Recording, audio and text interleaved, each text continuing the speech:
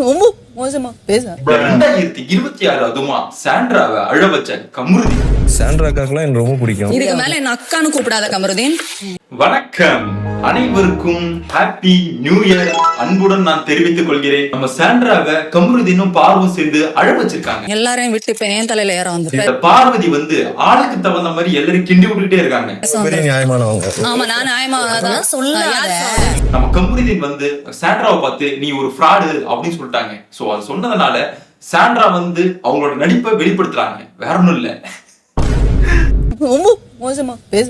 So என்ன போய் இவன் வந்து ஃப்ராடுன்னு சொல்றான்னு சொல்லிட்டு நம்ம சாண்ட்ரா வந்து ரொம்ப மன உளைச்சலுக்கு ஆளாகி இந்த 2026 அதுமா அழுதுகிட்டு இருக்காங்க. யார் ஃப்ராடு?